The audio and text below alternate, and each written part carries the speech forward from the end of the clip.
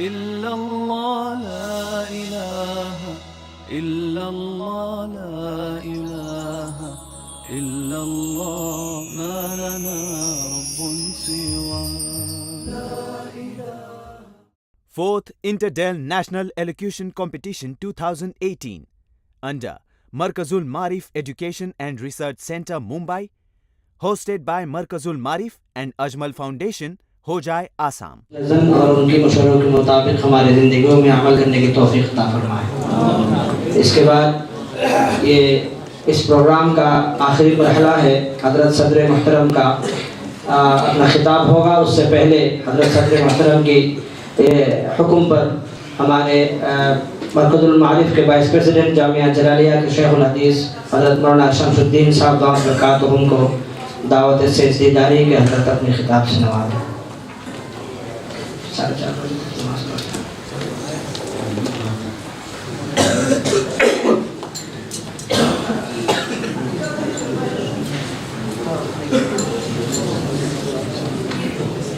بسم اللہ الرحمن الرحیم. الحمدللہ وکفی وسلام علی عبادہ الذین اصطفی. اما بعد. صدر محترم، معزز مہمانان کرام، میرے پیارے بچوں، وقت میں گنجائش نہیں ہے کہ میں کوئی بات کر سکوں. عصر کی نماز کا آخری وقت ہو رہا ہے. صدر محترم کی بات بھی باقی ہے، اور اصل میں مجھے جو بات کہنی تھی، جو میرے ذہن میں تھی، مہمان محترم ہمارے بزرگ حضرت مولانا خالد سیف اللہ صاحب رحمانی دامت برکاتہم نے آپ لوگوں کے سامنے رکھ دی. اس پروگرام سے متعلق ہم خود اس گھر کے آدمی ہیں، اپنے گھر کی باتیں ہم کیا کہیں. مجھے دو باتیں عرض کرنی ہیں. ان کی توجہ دلانے پر دعوت کی طرف مولانا بدر الدین صاحب کو. اللہ تعالیٰ نے مولانا بدر الدین صاحب اور ان کے رفقا کے دل میں جو بات ڈالی، اور آج اس کا منظر ہم لوگوں کے سامنے ہے.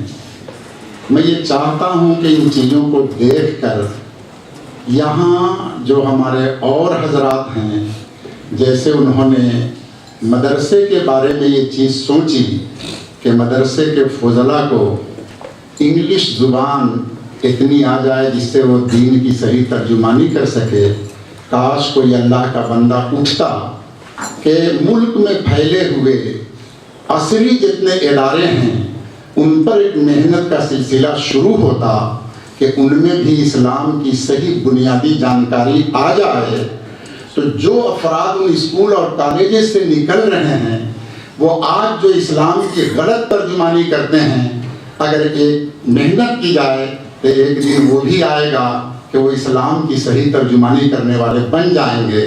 مجھے امید ہے کہ ہمارے جو بھائی ان چیزوں کو سن رہے ہیں، اللہ ان میں یہ فکر پیدا کرے، چھوٹے سے کام کو شروع کیا جائے، اللہ اسے تناور درخت انشاءاللہ ایک دن بنائے گا.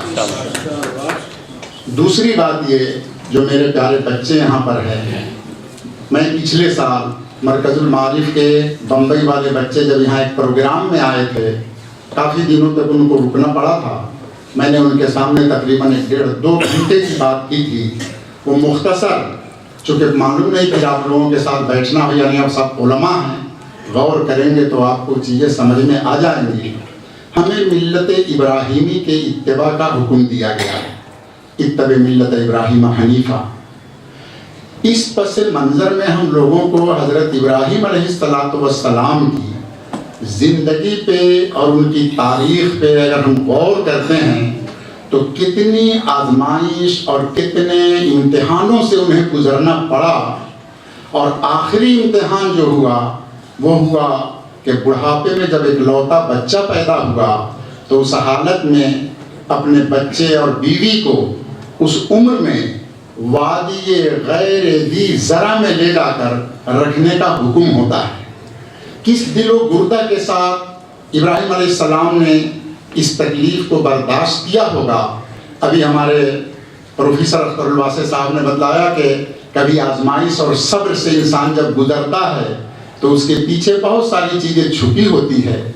یہ میں بلکہ اس سے شروع میں جب حضرت سارہ کو وہ ظالم بادشاہ پکڑ کر لے گیا تو اس وقت میں ان کے دل پر کیا گزرا ہوگا، لیکن اس کے پیچھے हज़रत इस्माइल की विलादा, मक्का शहर का आबाद होना, खाना काबा की तामीर, बैतुल्लाह का हज, जमजम का निकलना, सफ़ा मरवा का वजूद में आना, कुर्बानी और हज के तमाम अरकान का वजूद में आना हज़रत सारा की इस कुर्बानी के ऊपर मौकूफ था। जब वादी गैर जी ज़रा में हज़रत इब्राहीम अलैहिस्सलाम ने बच्चे को रखा और जिस सब्र के साथ, मुजाहदे के साथ उन्होंने और उनकी बीवी हज़रत हाजरा रज़ी अल्लाह ताला अन्हा ने, बच्चे इस्माइल ने इन अय्याम को गुजारा, तो अल्लाह ने उसका नतीजा ये दिया कि पूरी दुनिया के जी ज़रा इलाकों के जो उम्दा से उम्दा पैदावार हो सकते हैं, अल्लाह ने सबको उनके कदमों में ला करके पहुंचा दिया। और मक्के मुकर्रमा को वो शहर बख्शा जो पूरी दुनिया, वो मुकाम बख्शा जो पूरी दुनिया का मरकज बना। मेरे उलमाए किराम, अभी हमारे मेहमान मोहतरम ने जो बात कही, और ख़ास तौर से आसाम के इन 7 सूबों के और हिंदुस्तान के दूसरे सूबों के इलाकों में जब दौरा करते हैं तो दिल में एक भूख सी, एक फिक्र सी, एक परेशानी सी उठती है कि काश हम मिल्लत इब्राहिमी की इत्तिबा करने वाले हम उलमाए किराम और दावत की बुनियाद पर इस जुबान को सीखने वाले लोग, हम में कुछ अफराद ऐसे तैयार हों कि फारिग होने के बाद आप ये तमन्ना न करें कि मेरी नौकरी मरकजुल मारिफ में लग जाए, दिल्ली में हो जाए, हैदराबाद में, हुजाई में हो जाए, बल्कि हम ये तमन्ना करें कि हज़रत इस्माइल की तरह से किसी वादी गैर ज़ी ज़रा का इंतखाब करें और वहाँ अपनी मेहनत और कुर्बानियों के ज़रिए अल्लाह ताला उस इलाके को ऐसा आबाद करे कि कल दुनिया आपके कदमों में आकर के गिरे। इस वक्त दुनिया इसकी मोहताज है, उम्मत इसकी मोहताज है। अल्लाह ये फिक्र हमारे अंदर और तमाम लोगों में पैदा करे कि ऐसी नस्लें तैयार हों जो अपने आप को कुर्बानी के लिए पेश करें। हमारे अकाबरीन की तारीख मौजूद है कि उन्होंने किस तरीके की कुर्बानियाँ दी और फिर दुनिया ने उनको अपने सरों का ताज बना करके रखा। अल्लाह हमको इसकी तौफीक दे और ये फिक्र लेकर के जाएं और सोचें और इस फिक्र को आम करें। अल्लाह अमल की तौफीक दे। वाखिर दवाएं अल्हम्दुलिल्लाह।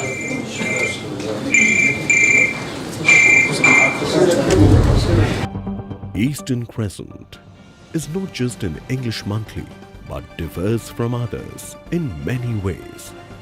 It consists of well-researched articles, targets issues which seldom get the attention of the mainstream media, gives every issue its deserving place, answers the misconceptions about Islam and Muslims, acts aptly on its slogan, Alternative Media, People's Choice. For subscription and other details, please contact us on 022-2677-1618 or 022-2679-8538. You may also log on to www.easterncrescent.in.